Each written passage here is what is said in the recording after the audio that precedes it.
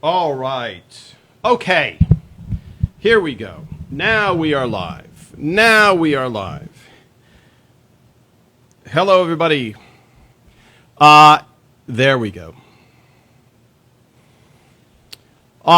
The so I was saying, yes, here we go. Let's see. Yeah, I think you can hear me okay.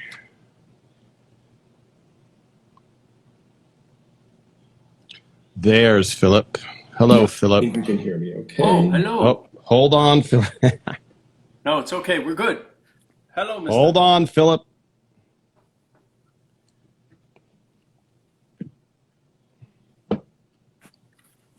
Hold on, Philip. We're getting you. Hello, people. All right. Hold on, Philip. Hold on, Philip. Phil. I'm with you. I'm with you. Yeah, I'm happy. It's good to see you, Phil. Nice to see you. Nice to see all the people. Yes. Nice to see them. I see there when someone comes on, they're over my face. Yes. It's better that way. Look, I requested that of Facebook, of Instagram. I eat them. I eat them. Phil, we're gonna really get into it. I just want to try one more thing because I've had some. Someone got a hoodie in Scotland. Wow. Nice. Keep saying hello.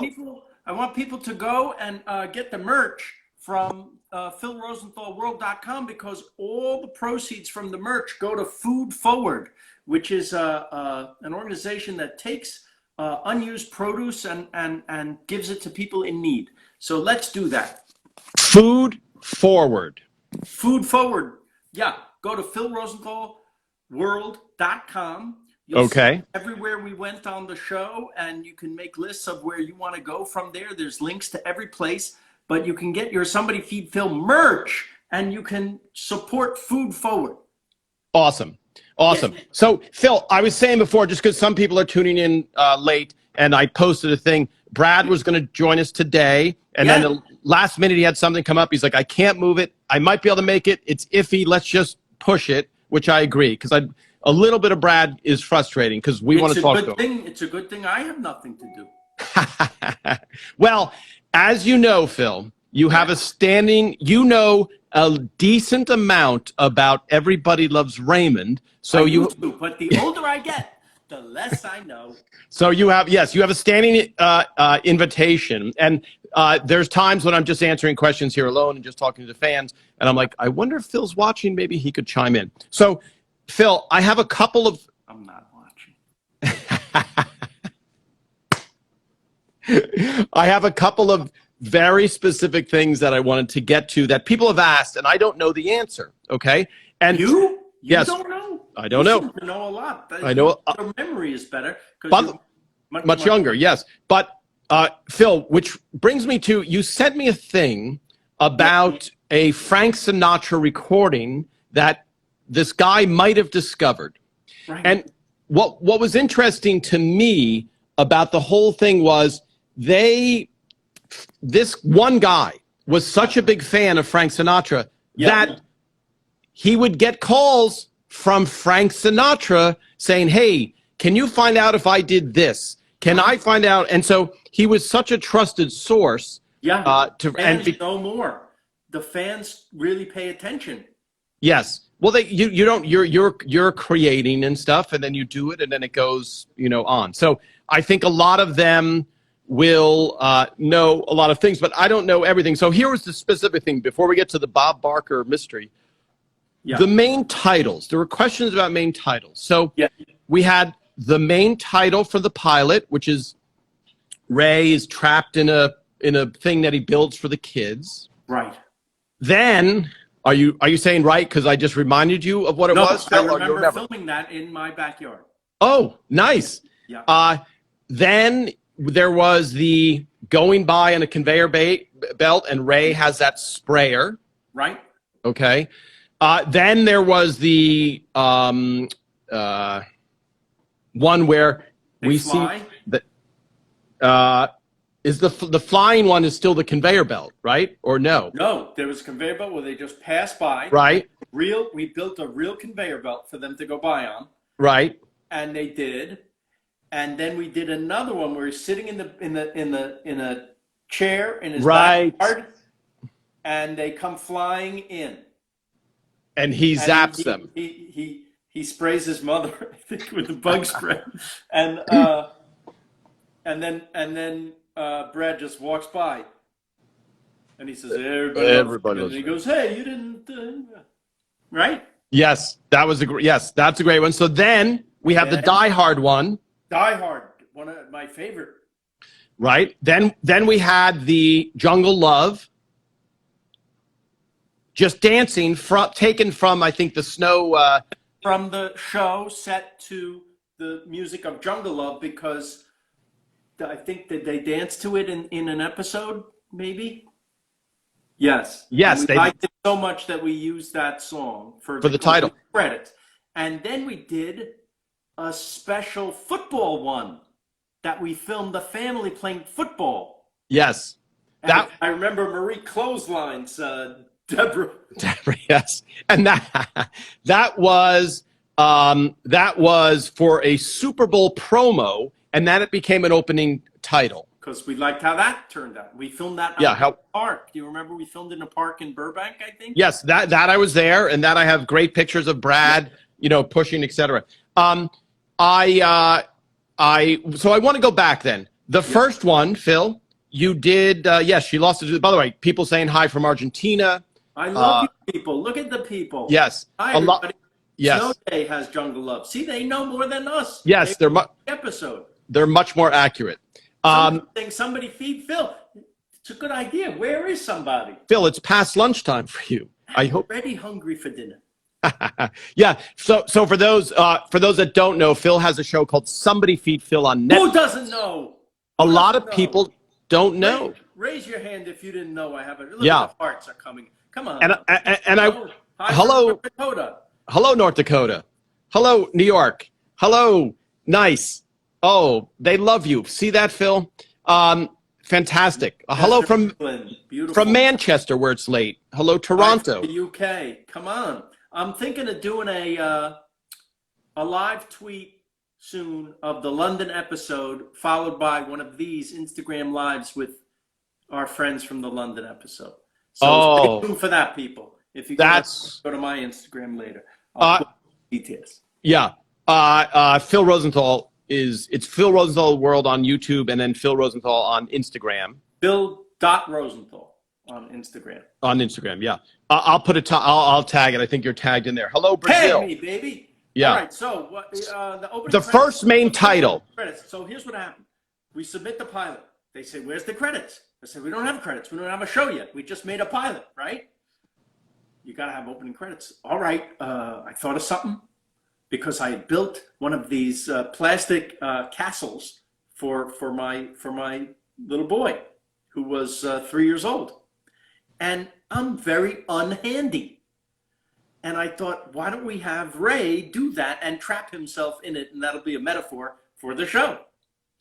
And sure enough, we did it in one afternoon. He came over, had one camera, right? And a sound guy, and Ray was great, and did it. That was that. Yeah. It cost nothing to do. And it shows. No, It looks great, though. And actually, it's a funny effect, because Ray's it's pretty close on angles on Ray, and you see his angst in building that. Hello from Israel, Phil. Love you. What time is it in Israel?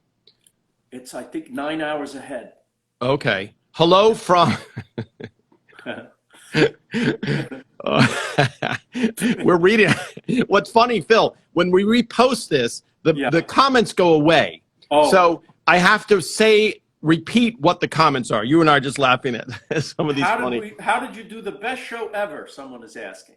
How did you ever do that? How did you pull that off? Yes. Kind of a large... You start by saying, today, we're going to do the best show ever. Yes, which is great. Hello from Colombia. So then, now, Phil, we're going to the second opening credits. All right. This is people like this? Yes, because people are asking. So we'll go through this quickly, though. Yes. So the second opening credit was the conveyor belt. Yes. But you have... Built an actual conveyor belt. Today it would...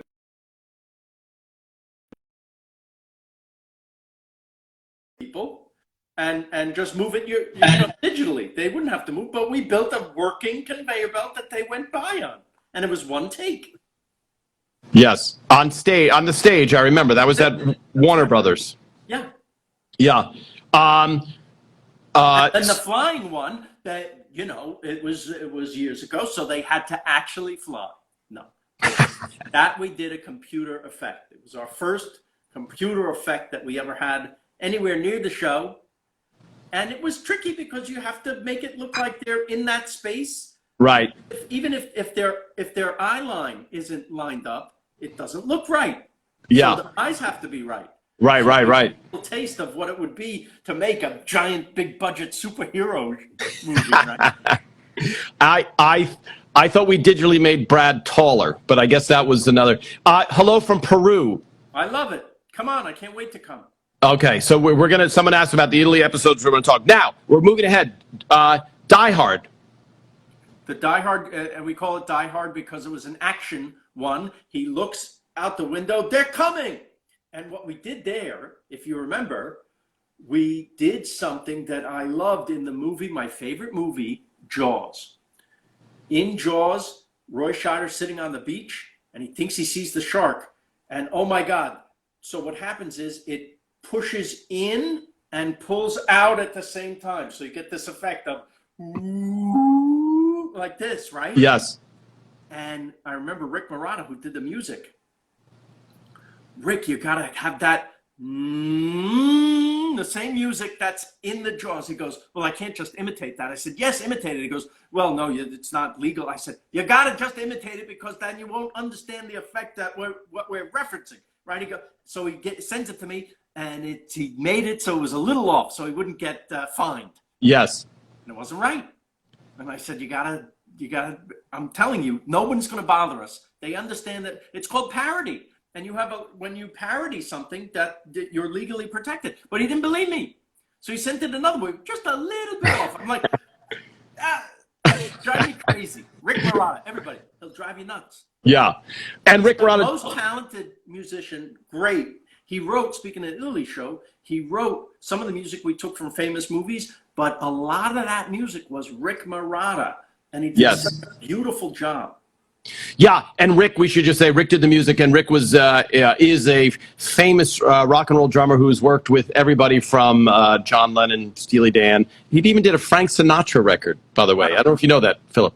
Steely Dan, he's the drummer on Asia, the album Asia, for some of the best songs they ever did. Yeah, for Peg. Peg is known for its drum solo. So yeah, Rick, you're venting your frustration and also calling him brilliant at the same time. So it's the perfect. It doesn't mean I like him. So Phil, hello from Peru, Phil. People really want you to go to Peru. I love it. Yes. This is great, Phil, because yes, he is the drummer of. He is the brother of Jerry Marotta from Peter Gabriel and many other albums. So.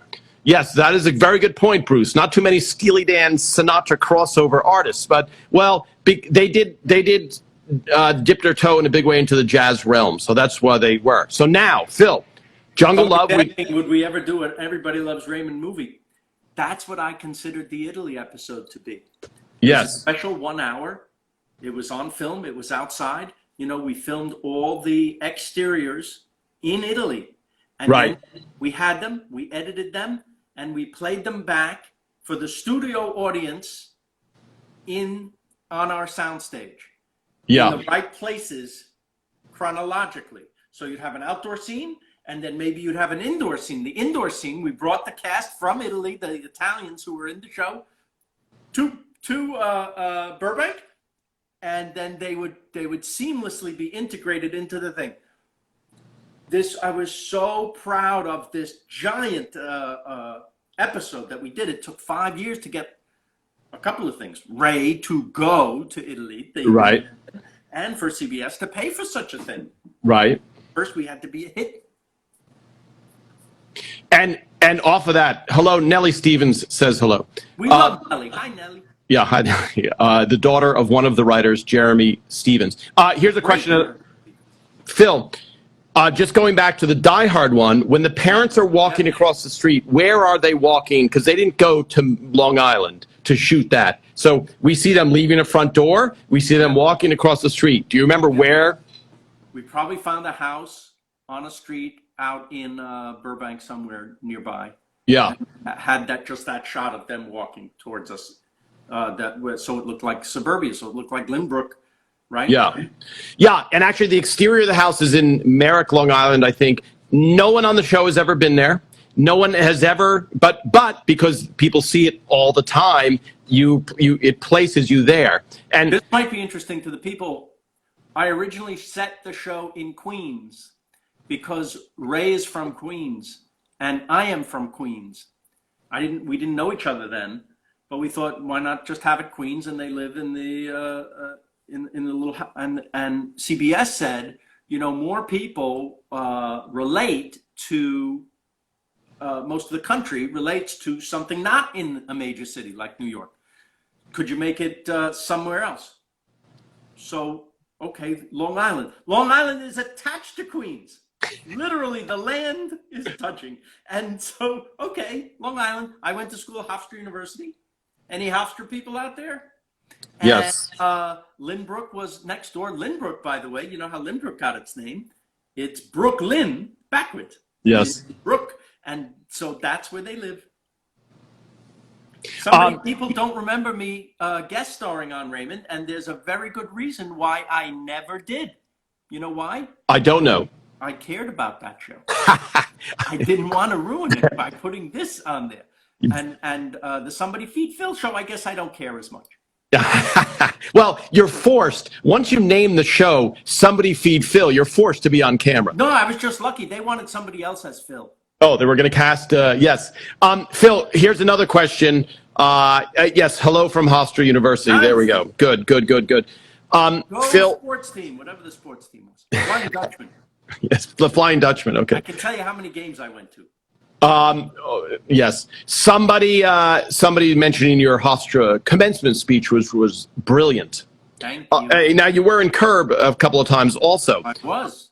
And Phil, sorry, I'm rattling off because I want to get going all over the place, Tom. We're everywhere. Yes. So now the Italy episode was at a lake, right? A lake outside of Rome, correct? It was the Lago di Bracciana. Okay. And the name of the town that we filmed in Rome, and we filmed in a little town because I wanted the country of Italy too, not just the city, because that's so beautiful. And I wanted to make sure there was something with water, because either, if you're on the sea or on a lake, because you've been, it was called Anguillara is the name of the town. Yeah. Nice. Yeah. It's I think that, because I did, we might as well get into the Italy episode because we're done with the credits, right? Jungle Love. And then, let me just hit this one point. People ask, why don't we see the credits? And I think it's a good problem to have. Why don't we see the credits all the time? Or why didn't we see it all the time?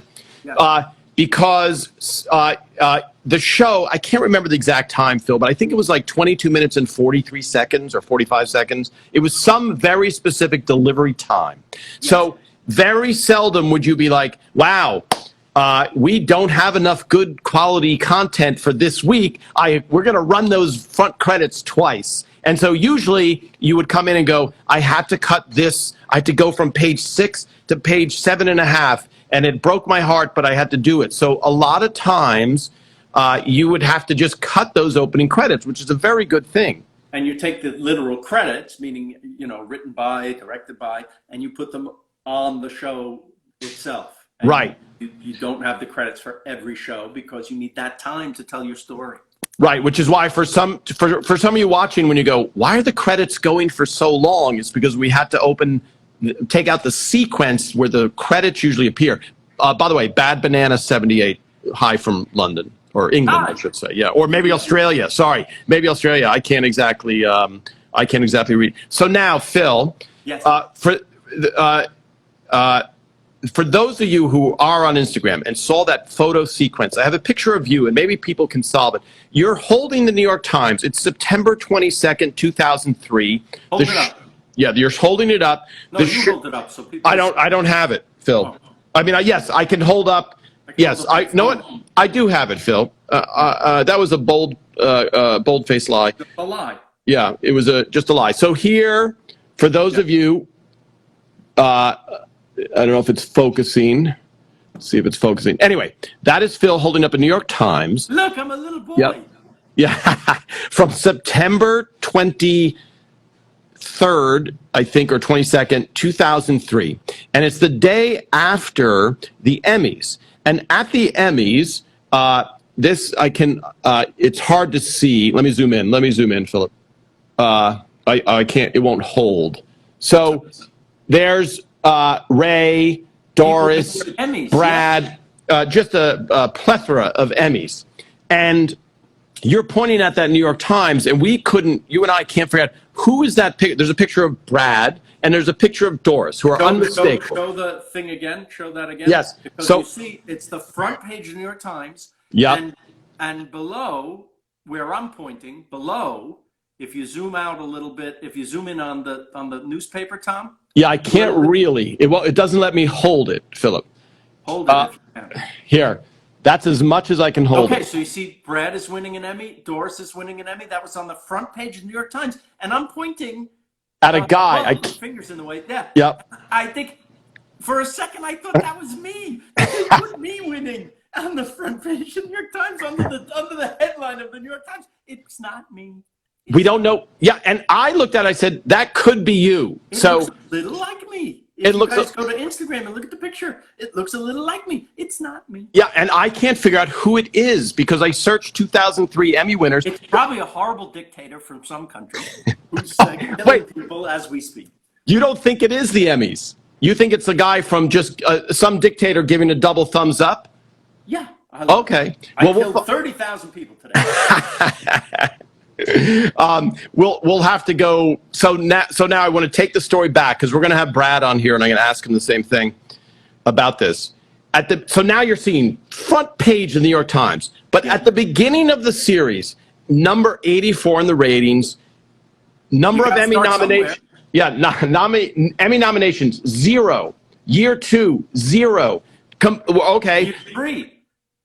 Year 3 was the first time we got nominated. I think it was Patty. So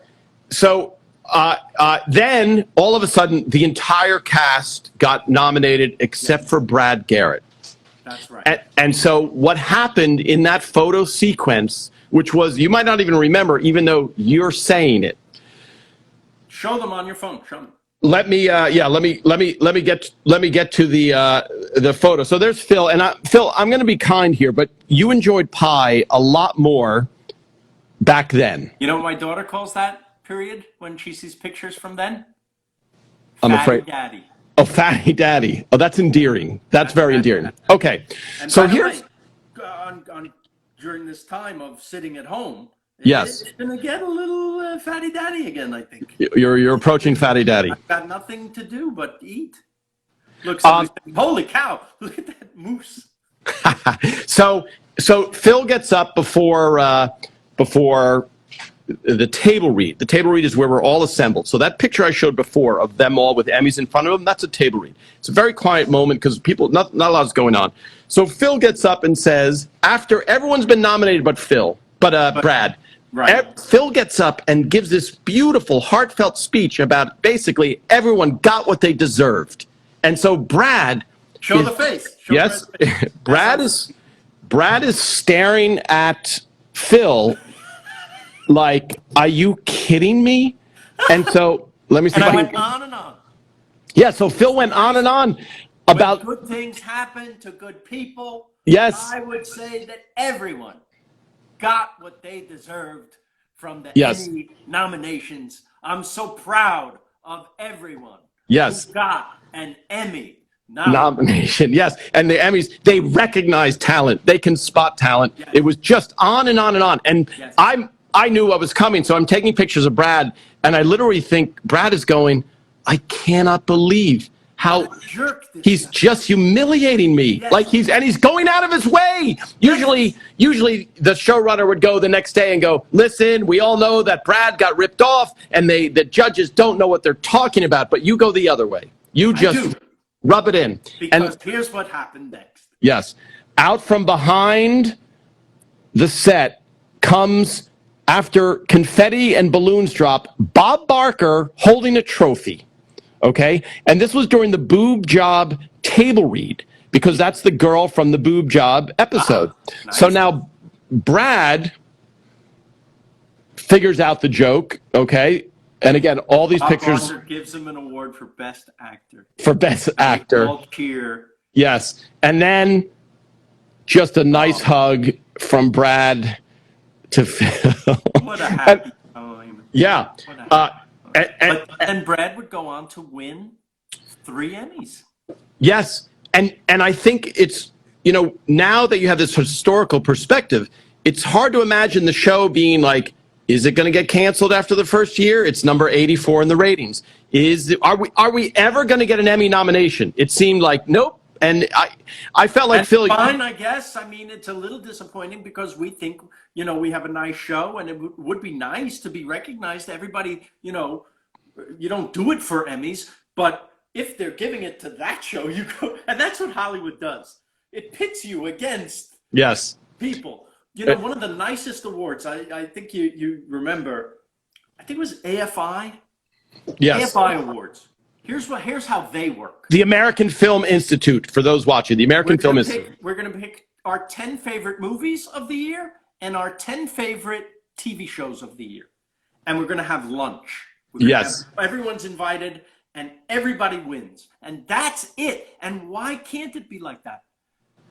The reason is because it's good TV to make a horse race. It's good TV to have people sitting there going like this and pretending when they say the other name. Yes. That reminds me of something. By the way, for people that just are joining us, no, Brad did not get a facelift.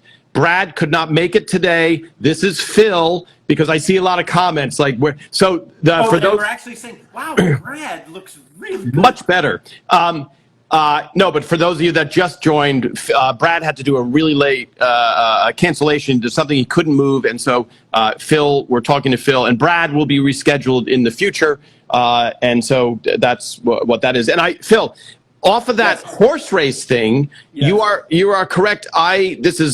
This is trivia, but I worked on the Emmys and the Creative Arts Emmys. Creative Arts Emmys give away hundreds of awards. I shouldn't say 90 awards, and it's the most boring thing to watch in the world. So they edit it down for broadcast at another date. Okay, Creative Arts Emmys for the people. It's not the actors. It's usually editing, stuff like that. When they edit it down to save time, they cut out the portion that says, and now for Best Editor, it's this person from this show, so they take that out. And if you watch any old clips, that's the thing that makes it interesting. So if you're watching the Oscars from 1972, all of a sudden you're leaning forward because you're like, who did win? Who did win? And so that, you are absolutely correct. They're trying to make entertainment. The American Film Institute thing, which was such an honor and such a great evening, feels much better. And feels...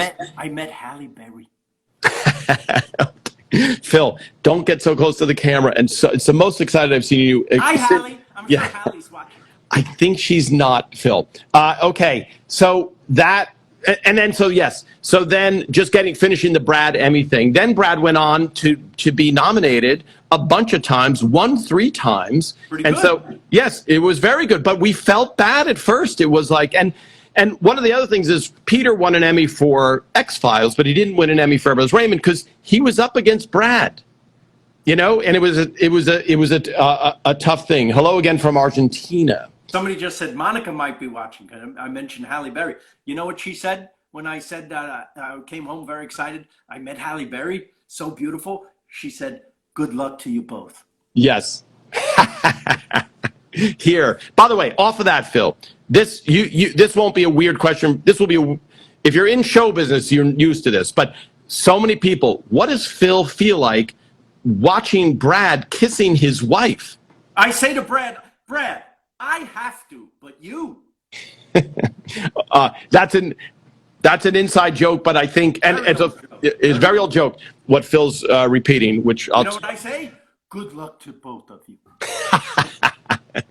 Yes, Confessions of People Married a Long Time. That's what we're going to rename this. But it just, in all seriousness, when people are watching this for any movies, it's work. It's work, and so you get used to it. Like Ray's wife, who will hopefully we'll have on. Which reminds me, I have a bunch of other questions for you. But Ray's wife used to say, I don't mind you kissing Patty, I don't love it, but it's when you lock eyes. There's one episode, I forget what the episode is called, where they're playing the game.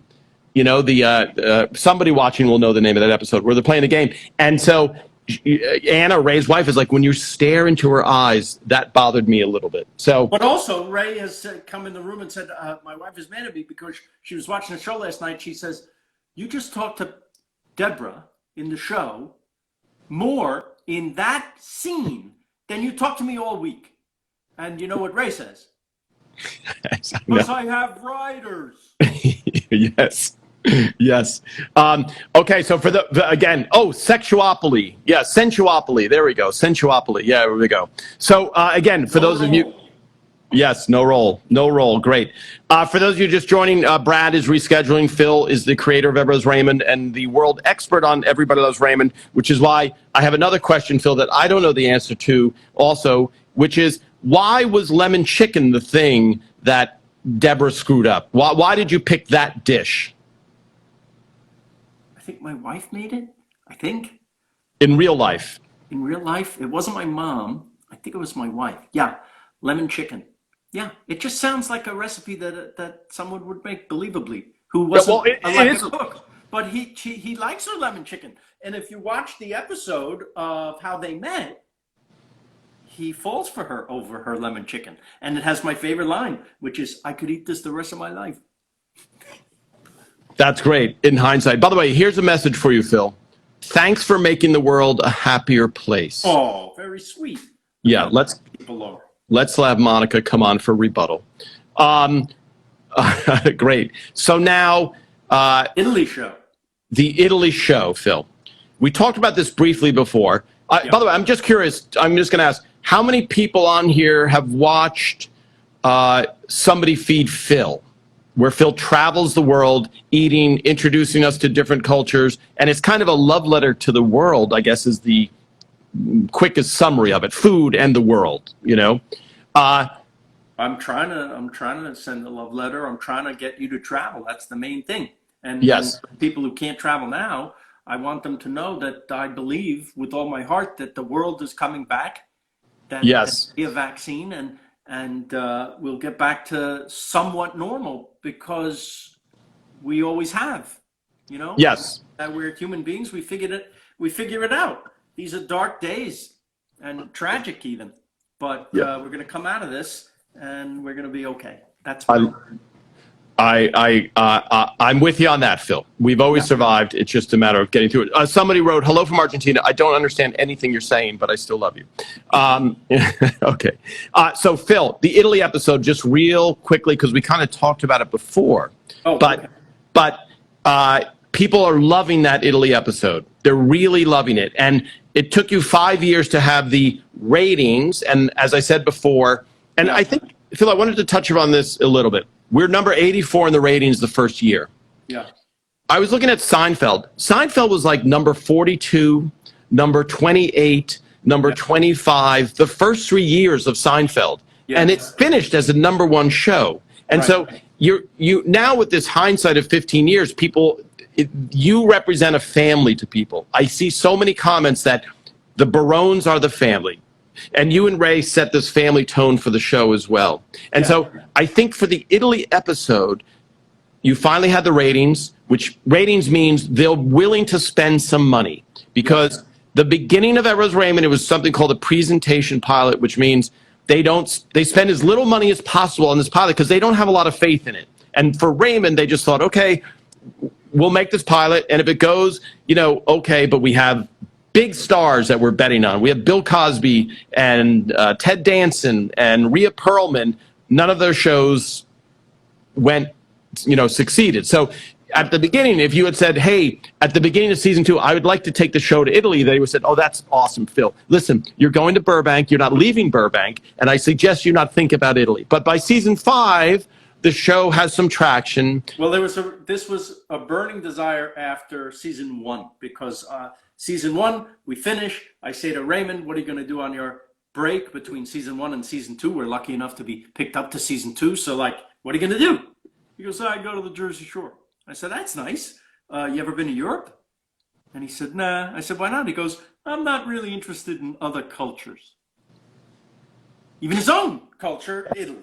And so I was in love with Italy. I had been going since I was, 23, I think, as often as I could, which was maybe every 5 years if I could save the money, because I love it. And I thought, this is an episode. We got to go to Italy, with Raymond having that attitude of not being interested in other cultures, and have him transformed by the magic of travel and Italy specifically, and the food in Italy, the people in Italy, and everything, the scenery. And then I see this natural arc to the, I thought, what scene could we do? Where does he have his epiphany? Because if you remember the episode, he shows up and it's not going well for him. He doesn't like the little place that they have to stay in. He has a cold from the right. He can't really taste or smell anything. He can't, it's like he has COVID. So he's just miserable, and he's complaining, and he's, the time difference and the water pressure and everything you could think of that could possibly be negative when you travel, right? I throw at him. But then there's this moment where he's left alone for a second in the town square in Anguillara, and he has a slice of pizza. And I tell you, I could cry thinking about it, because it's kind of the epiphany that I had of getting over there and just having, I don't know, a plain plate of pasta that blows the top of your head off, because you've been eating pizza and pasta your whole life. And then when you have the best of that you ever had, you're smiling because you've been to Italy. You know what I'm saying. Yes. Is true. And all of you who are sending hearts right now, you yes, like. And the music, I remember queuing. I had some music that I wanted. I had Rick's music. I had music from movies. And I had this one track from a movie called Il Postino. And I said when we were in editing, and we had finished editing that scene, now we're ready to put the music on it, okay? I said, Pat, the editor, Pat, put on this track, Il Postino. Da da da da da da da da da da da da da da da da da da da. So beautiful. And he has the pizza, and some kids kick a soccer ball, and then 2 beautiful girls walk by, right? And now I'm in Italy. Now I get it. Look how beautiful, right? And the music is so gorgeous. We didn't change anything. It fit just perfect when we just set it down. It was a magical moment, and it might be that magic carried over into the scene, which made the whole show then. That's the turning point of the show. Now, I tell you all this to tell you this. What happens to Ray in that scene, the character, happened to Ray Romano, the person. He got it. Every night. Are we having gelato? Are we having pizza? Did you try this pizza over here? Did you have He was like ricocheting around the piazzas of Rome. Yes. And I was so delighted to see my friend get turned on, right? It's why we do what we do, to turn people on to the stuff we like, right? It's why you're doing a podcast. I mean, your Instagram. What is this? And we just love it. We love that. So that was the year 2000, right? So from that moment where I saw that happen to him, that trip, I said, wouldn't it be great if I could have a show where I could do that for everybody? And that's Somebody Feed Phil. And we finished Raymond another 5 years. But since then, I have worked on other things, but in the back of my mind, I want to do this. I want to do this travel. And I figured it out. And I did it in little pieces, little videos now and then. It took me 10 years to get this show. Yeah. Right? But that's the story. That's why the Italy show is so important to me personally. Yeah. Everything I love about, not just travel, but everything I love in life. And Somebody Feed Phil is kind of the pinnacle for me of combining everything I've learned about how to make a show, and it's in the service of everything else I love in life. Yes, I love to make a show, but I also love my family, friends, food, travel, and laughs. And so that's everything. So that's why I make the food and travel show now. Yeah. And which is great. So for the people, and I think that's why it is affecting people, Phil, because they're emotionally. So it's not the funniest episode, but it's the most emotionally rewarding episode, And I think to see that transformation, and the reason I say about funny is there are shows that I've seen, not Raymond, other shows. I go, this is the amount of jokes in this show is astoundingly good. And I could care less about the characters. I could care less about what happens to the characters. I don't know them as people, etc. So if you could focus on jokes only at the expense of characters, those jokes better be very funny. Exceptionally funny, yeah. You better. A show that does it better than anyone, I think, is a show like 30 Rock, which is, I think they would admit, it's a joke bag. I mean, we're doing the funniest lines that we can. Tina Fey is a friggin' genius, right? Yes. Right. Hysterical lines. Yes. But Phil, you do it. For me, I try to strike a balance. Yes. Of relatability, believability, and humor. On Raymond and on Somebody Feed Phil. Yeah. Phil. That's not nice to say. Somebody just said something not nice. Oh, no. Phil, before I forget, I saw one thing going by. As someone from New Jersey, you weren't saying anything bad about the Jersey Shore. What you're saying is the open Phil's eye, because Ray still goes to the Jersey Shore. Ray loves the Jersey Shore. Don't go to the Jersey Shore. Jersey Shore is amazing. I had after our prom, we all went to the Jersey Shore. I love it. And so I get it, but it's a big world out there. I want you to see, if somebody gave you a house, right? Here's a house. This is I'm giving you a house. Would you stay in one room in a house? Yes. You'd want to see the other rooms. Right. Well, people, it's your house. Go check it out. Yes. So many people loving your show, by the way, Phil, and defer. A lot of people.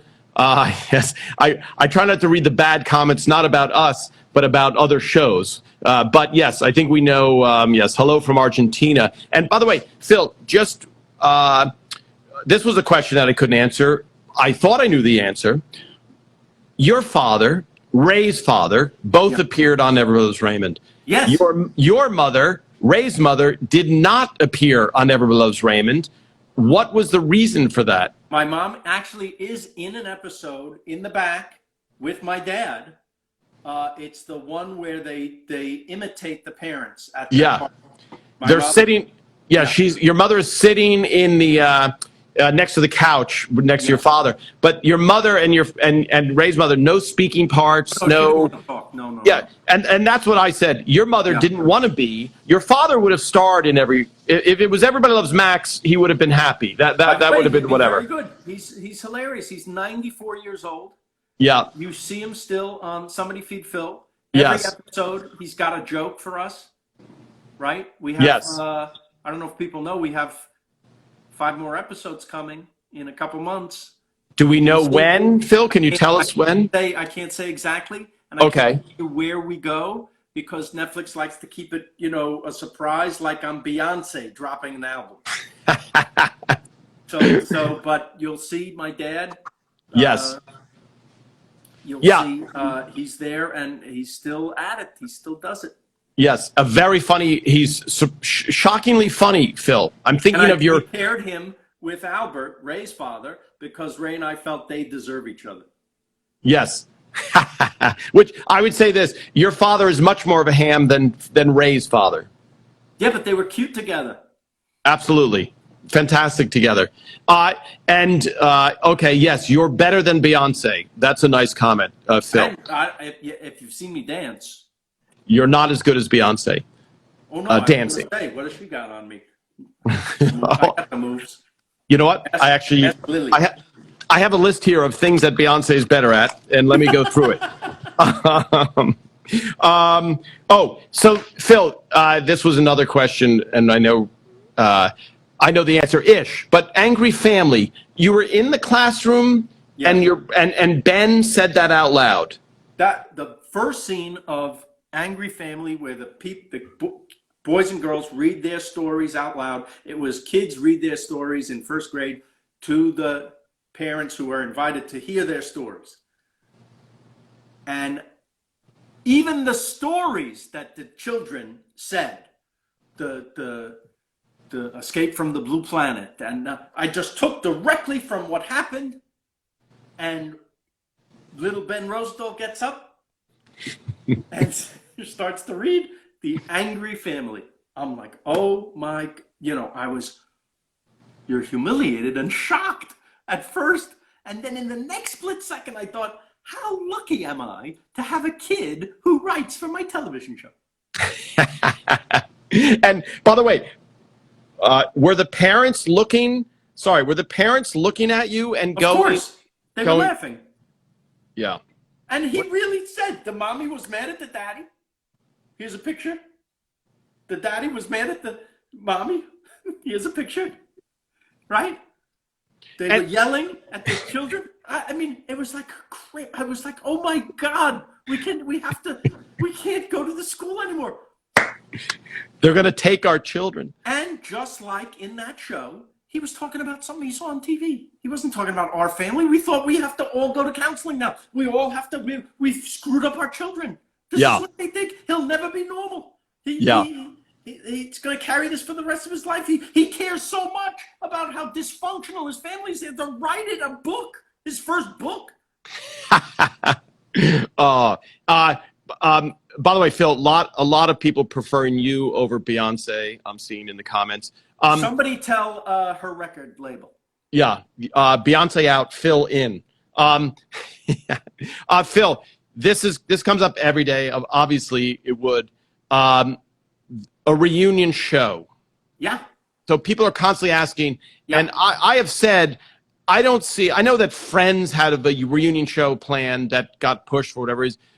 Because Doris and Peter aren't around, I don't see a scripted, this is now years later. And there were people who were pitching saying, couldn't Amy and Robert get together and continue after? And that was a thought of yours, and there was an attempt, right? And we had an idea. I remember all of us talking about it in the writer's room, a natural, we certainly had the cast. We had Amy's family. And the idea was that, very simply, after the show, we do a spinoff where Brad gets a job out in Pennsylvania.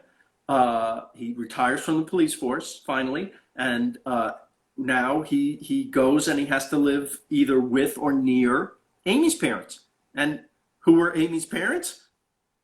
Fred Willard, Georgia Engel, and the brother was Chris Elliott. You couldn't have a better cast. And by the way, they were in over 30 episodes. It was a no-brainer. But I'll tell you the truth now. I don't think I've ever said this before, but CBS said, we'll let you do a pilot. Not a commitment to 12 episodes that they give other shows. And the reason was because they were over 40. The cast was over 40. And they wanted to skew younger. Isn't that terrible? Yes. I thought it was a terrible reason not to do it. Yes. And I could have accepted the pilot, but everyone, all the writers who were coming off Everybody Loves Raymond were getting big deals elsewhere. You couldn't get them to not take, their big shot at other, at maybe getting their show just for the chance that the pilot might go. Yeah. So that was I guess I don't have regrets about it, but I still don't understand it. They should have said, based on the success that we had, we'll give you a shot. We'll give you 12 episodes. And we I have the audience, but They have to be new. They have to be young. They have to be. The truth is, the young people, you know, there was a survey about 8 years into Everybody Loves Raymond. They did surveys always. They're testing everything. Who's your favorite character? And they do it with different age groups, right? Yeah. And the young people, you know who their favorite characters were? Young people? Frank and Marie. Yes. The old people. Yeah. It turns out that young people like the old people. It goes against everything they think. Well, we should say this, Phil. The testing process, Seinfeld tested exceedingly low. I think Seinfeld himself keeps that testing result because it's so painfully bad, the test results of Seinfeld, you know, arguably the best sitcom, you know, the number one, it went off the air at number one, tested poorly. Test these things to cover their own butts. The executives, they don't want to be blamed for a decision. Oh, so they show you the testing. So once I yelled in a meeting with all the muckety mucks, did you ever test the testing? They said, What do you mean? Everything you put on only shows that test well, and yet 90% of everything craps out after 2 episodes, right? Yes. So how reliable is the testing? Yeah. Yeah, and it's true. And so Everyone's Raymond did not test great either. It tested the initial out of 100, it probably got like a 74 or something like that. Yes. And so the process that Phil's talking about, and the thing that and I'm when Brad's on, I want to talk to him about this also, which is it's just frustrating. And you think now you're watching this, and the people watching this are such huge fans of the show that they're like, just do this and just do this. But you have to get past the network. And the network reluctantly said yes the first time to Everybody Loves Raymond. And they had David Letterman was the producer who, you know, was behind Everybody Loves Raymond. In other words, he had created a development deal, so CBS wanted to keep him happy. So Ray had 0 pull, you had 0 pull, but then the show proves itself. You're coming off of the show with this very high rating of popularity, and it takes Ray 5 years just to get a show on the air, right? And you would think, and I keep bringing up Seinfeld because Seinfeld was at the height of his fame after Seinfeld. It took him forever to get the show about him drinking coffee with famous people on the air, and he couldn't get it on the air. He sold it to something called Crackle, which was like this internet wing of Sony. And you're like, how big do you have to get to have the network go, okay, listen, at least people like, we've already proven that Phil can run a show, that people like Ray and Brett, like, why not just give it a shot? What's the worst case scenario, you know? And there's no rhyme or reason. Who knows? Yeah. And I'm grateful to have a career. You know, just getting on the air once is a miracle, right? Yeah. So I'm very grateful for everything. And I always said, you know, the success of just surviving that first year, it's like hitting the jackpot. Yes. And then, so it's not like, oh, your show was a hit, you hit the jackpot. No, you hit the jackpot over and over and over again. All the planets have to line up just to get on. And so after that, it's just unbelievable jackpot after jackpot. So I'm never going to complain. There's things I don't understand, but I can't complain. Most people never get to work at what they love, and we do. Yes, yes.